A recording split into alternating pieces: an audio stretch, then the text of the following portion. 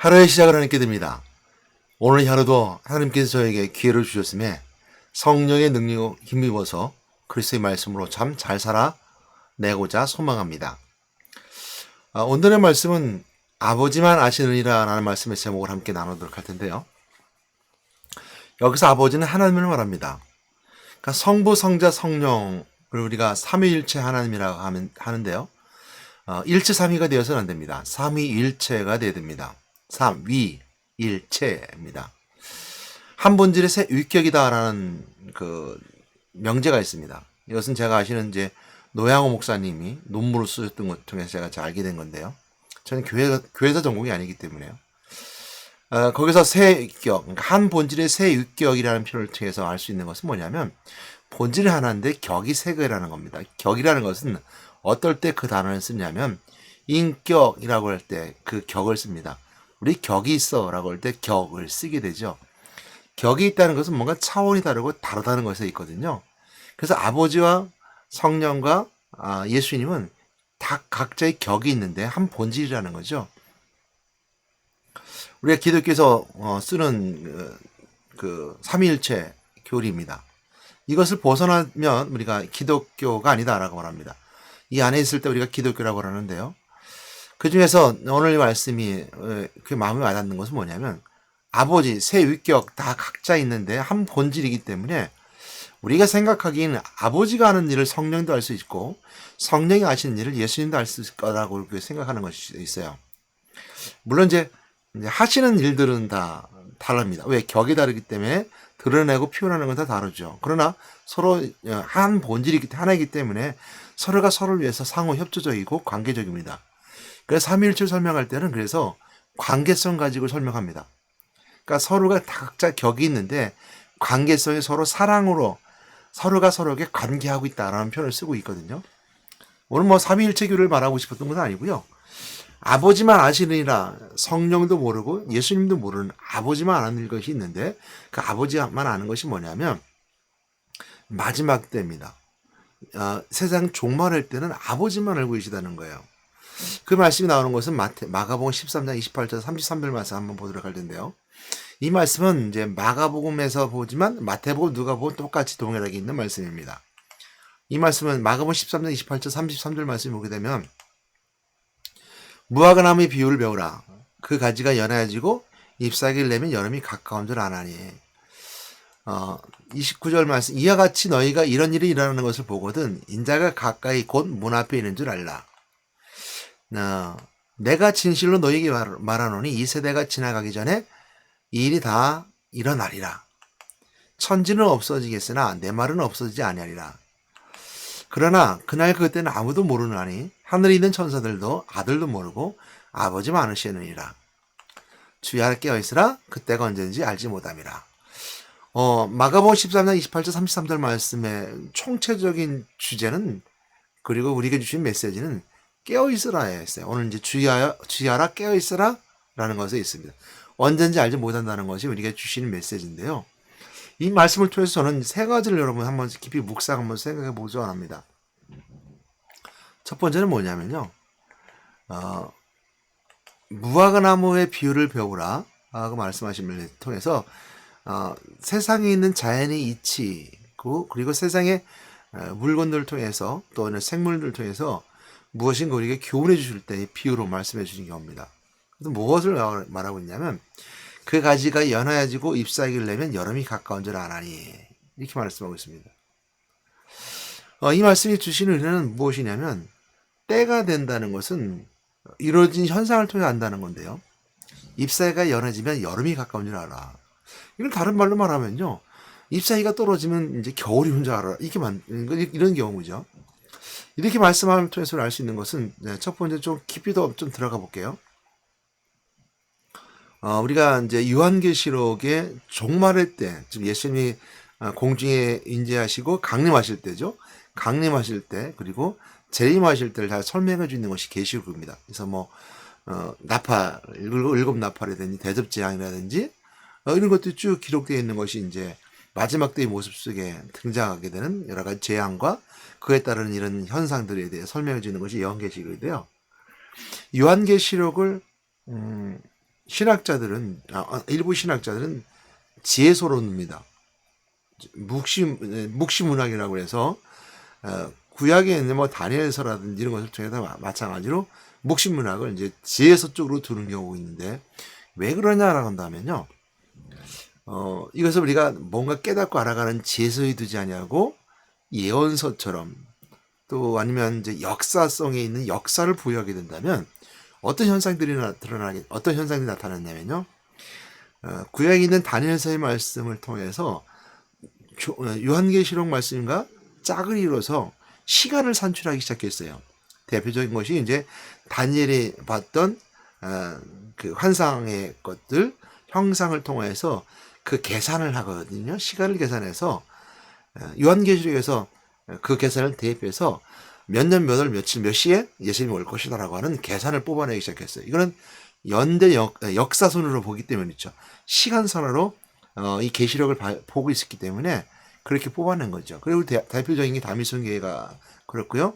세상에 종말을 말하는 사람들이 대부분이 많이 이처럼 계시록을 통해서 계시록 속에 시간을 산출해서 몇 날, 몇 월, 며칠이라 올 것이다라고 이렇게 확실하고 있는 이단들을 보기 때문입니다. 그에 반해서 반대돼서죠. 이처럼 지혜서라고 생각하는 사람도 있습니다. 그래서 지혜서로 보는 경우가 있고요. 또 하나 볼 수 있는 것은 제가 오늘 이 말씀을 통해서 보고 싶은 건 뭐냐면 순차적인 내용입니다. 그러니까 순차적이라는 건 뭐냐면 계시록에 보게 되면 먼저 나팔 재앙이 있게 되고요. 그 다음에 대접 재앙이 있게 되고 이렇게 재앙들이 순차적으로 가죠. 그리고 이제 내 말이 뛰기도 하고 또한 말탄자가 내려와서 재림하기도 천년왕국이 이루어지게 되고 순차적으로 이루어진 것들이 있어요. 그래서 이제 무천전설을 말하는 분들 그리고 천국이라는 메시지를 그냥 우리가 죽음에 천국을 가겠다고 말하는 무천전설을 얘기하는 일부 이제 교단들 특히 장로교동에서 일부 교단에 또 마찬가지 정통입니다. 그래서 말하는 무천전설을 말할 때는요 이 모든 것을 지혜서 쪽으로 그러니까 지혜 문학 쪽으로 자꾸 보려고 합니다. 왜냐하면 그것이 상징성을 두고 있고 상징이 가지고 있는 의미 속에서 연대선을 유출하기보다는 그 상징이 가진 의미 속에 포커스를 맞추죠. 그래서 지혜서 쪽을 둬서 아는 내용보다는 되도록 이제 천국의 메시지 그걸 바라보는 환상 가운데 말하는 반모선에서 계시록 같은 경우는 반모선에서 요한이 환상 가운데 이제 그 말씀을 기록했잖아요. 그래서 그냥 지혜적인 환상 중에 하나로 보고 있습니다. 그래서 그 안에 상징성 있는 뭐 천국을 표현할 때 뭐 금으로 이제 뭐 길이 깔려 있다든지 12부석이 있다든지 이거 다 모든 걸 상징을 보면서 그 상징을 지혜, 의미 쪽으로 두죠. 물론 그 상징성을 더 발전시키게 되면 계시록의 상징성이 굉장히 많이 나오잖아요. 그 상징성을 발전하게 되면 우상시 될 수 있는 부분들도 있습니다. 왜냐하면 캐톨릭의 상징화시킴을 통해서 그 상징이 우상화됐던 부분도 있습니다. 예를 들어서 십자가라고 하는 상징, 그래서 십자가가 예수 그리스도의 피의 은혜, 십자가의 죽으심을 의미를 두지 아니하고 그 십자가가 효력 있는 것처럼 해서 십자가를 들이대면 뭐 테마가 된다든지 이런 것이 다 이제 카톨릭 쪽에 나오는 하나의 이제 상징성을 가지고 어떤 영적 의미를 부여하는 경우도 있죠. 그래서 이제 오늘 보는 것처럼 순차적으로 된다라고 볼 수 있습니다. 순차적으로. 그러니까 여름이 오면 잎사귀가 떨어지면 여름이 오는 줄 알고 또한 그 여름이 오면 또한 가을이 오고 가을이 오면 겨울이 오는 것처럼 순차적으로. 그러니까 시대적 신체적 시간을 산출하는 것이 아니라 때가 되면 그래서 산출하는 것을 말하고 있는데요. 이것은 정답이라 말할 수는 없습니다. 그러나 확신 가운데 있을 수는 있습니다. 정답이라 말하지 않는 것은 뭐냐면 앞으로 되어질 일이기 때문에 확신 가운데 대답할 뿐이지 정답이라 말할 수 없습니다. 다 존중하는 의미에서 말하고 있지만요. 그러니까 종말에 대한 확신을 가지고 있는 자들은 천국의 소망을 품을 수 있기 때문에 확신을 가질 수는 있습니다. 그런 의미에 봤을 때 무화과나무의 비유를 배우라 말씀을 통해서 그 가지가 연해지고 잎사귀가 내면 여름이 가까워질 아나니 그랬습니다. 두 번 29절 말씀에 보면 이와 같이 너희가 이런 일이 일어나는 것을 보거든 인자가 가까이 구문 앞에 이른 줄 알라. 이 말씀이거든요. 사실은 제가 주제는 말씀드렸습니다. 33절 말씀이 주야를 깨어 있으라 이것이 우리가 오늘 보는 본문의 말씀이고요. 마가복음, 마태복음, 누가는 똑같이 말씀하고 있고 경고하고 있지만 그 자세한 디테일한 내용들은 계시록 가야 돼요. 계시록을 다시 따로 해야 되고요. 또 계시록을 오늘 여기 다 말할 수는 없지만 계시록에서 다루고 있다는 부분도 있습니다. 오늘 그냥 주야에 깨어라는 말씀을 통해서 순차적이라는 거, 시대를 산출하는 역대순이 아니라 순차적인 것에 맞춰져 있고, 순차적인 것보다 더 중요시 여길 것은 뭐냐면 문 앞에 이른 줄 알라 라고 말하는 것에 있습니다. 다가온다는 거예요. 그래서 그 말씀 이해하게 되면요, 30절 31절 말씀 이해가 되는 거예요. 내가 진실로 너희에게 말하노니 이 세대가 지나가기 전에 일이 다 일어나리라 라는 말씀은 우리 동일하게 오늘 우리 세대에게 말하고 있다는 거예요. 이것이 그 시대에 예수님이 있었던 제자들의 시대를 말하고 있는 것이 아니라 때가 이른 줄 알라. 그때 포커스를 맞추고 순차적 때를 맞추고 있으니까 이 세대라는 말이 오늘 우리에게도 동일하게 주어진다는 거예요. 우리 세대가 가기 전에, 내가 가기 전에 다 일어나리라. 다 세대가 동일하게 적용됩니다. 때가 아직 이르지 않았기 때문이죠. 그리고 두 번째 말하는 건 천지는 없어지겠으나 있습니다. 천지는 없어지겠으나 내 말은 없어지지 아니하라는 말씀처럼 두 번째 얘기는 이거예요. 천지는 없어지겠으나 내 말은 없어지지 아니하라는 말씀을 통해서 이 말 그리고 그 말의 의미가 가지는 것을 생각해 볼 수 있습니다. 이 말씀을 어떻게 해석할 수 있느냐라는 것을 우리가 볼 수 있는 부분들인데요. 여기서 천지는 없어지게 모든 것이 다 없어진대요. 그럼 내 말은 없어지지 아니하라는 말씀이 무엇일까요? 이거 생각해 보시잖아요. 하늘과 새 땅이 되면 모든 걸 다 사라집니다. 천국에 가게 되면요, 믿음은 없어져요. 소망도 없어져요.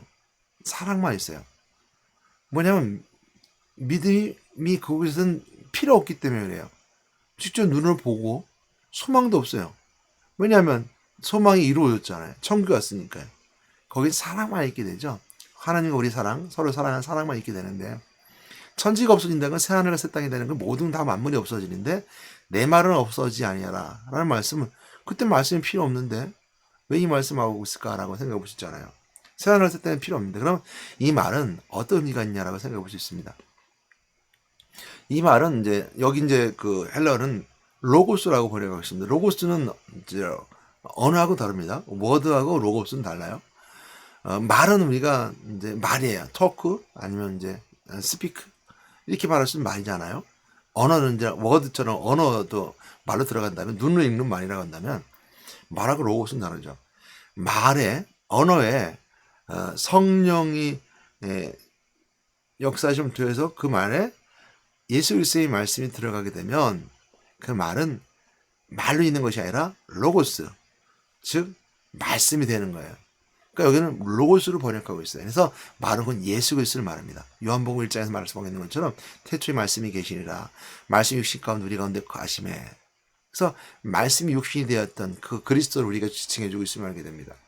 그 내 말은 없어지지 아니라는 말씀은 어떤 의미가 있을까라고 한다면, 그 내 말이 없어진다는 말은 모든 것이 다 이루었다고 말할 수 있습니다. 그 마태복음 5장 17절 18절 말씀 보게 되면, 내가 율법이나 선지자를 펴러 온 줄을 생각하지 말라. 펴러 온 것이 아니요 완전하게 하람이라.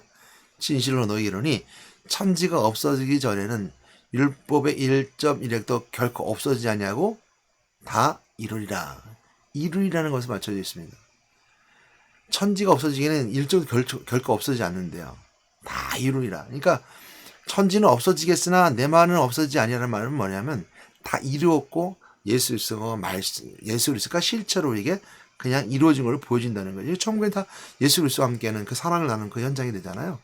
그것에 대해 우리가 말씀해 주고 있습니다.